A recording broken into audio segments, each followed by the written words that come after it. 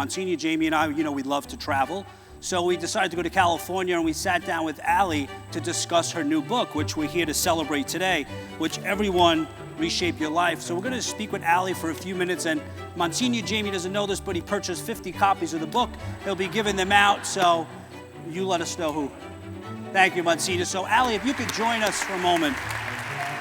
What inspired you personally, spiritually, to really write this book? I think I could say from the very beginning of my career, when I won Miss USA, and then I did a very famous Doritos commercial that aired during the Super Bowl, and that really put me on the national stage. My prayer to God at that time was to always allow others to see His light through me. I remember being on the stage of Miss USA, and I was so nervous. I was only 19, and my prayer was, Lord, just let them see you in me. And I've carried that with me throughout my life. And when the opportunity came up to do a book, our mutual friend, Rebecca Hubble, brought the opportunity to me, and there was a lot of resistance around it. I thought, I'm still in my journey. I still have so much to learn. But I have been through a lot. I've been through betrayal and loss and heartbreak and tragedy and despair, things that have really brought me to my knees. I got through those things, through the grace of God, better than I was before. So I knew that I had something to say.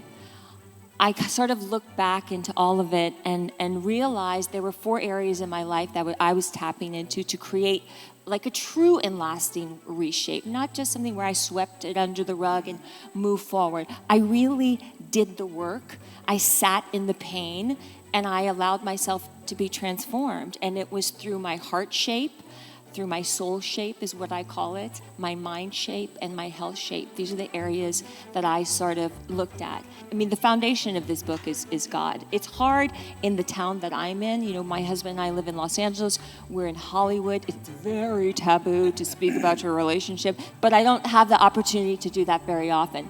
So when I was asked to do the book, there was only one way that I could do it. I had to crack myself wide open. I had to be completely honest, completely open, and really just lay it all out there. So that's what I did. How did you choose what was going to be in the film, and what was that process like when you were reading about her life and picking through? Just a little bit about that. We have the writer. I work on the story with Rod Barr, who is a screenwriter, and he went with Justus. He read over 26 books, traveled all through Italy with Justus. This is before I was part of the project. Everywhere. Denver, Seattle, New Orleans, Chicago, LA, and of course New York. As we said, we had 26 books on our life, and we really did our homework. It was a year and a half of research before we started shooting the movie. And I read 6 scripts. But the most important when you make a movie, if one day anybody of you gets the blessing to somebody made a movie about you, Mother Cabrini opened 66 institutions, travel around the world. The world is too small for what, 67. The world is too small for what she intends to do, and her legacy continues on. And you have an hour and a half, 2 hours max to tell her story, right? So it is very important that you leave an impression. Impression is one of the most important things in cinema. For me, it was very important that we achieve an impressionistic experience. It leaves an impression of the essence of Mother Cabrini. Because this is just New York. I mean, from here, she went Nicaragua. I mean, she went all around. So when I came into the project, I sat down for almost a year with Rod Barr. And then we started kind of like, okay, what are the moments that will leave an impression in people's souls, in people's hearts? The goal is for this film to begin when you leave the theater.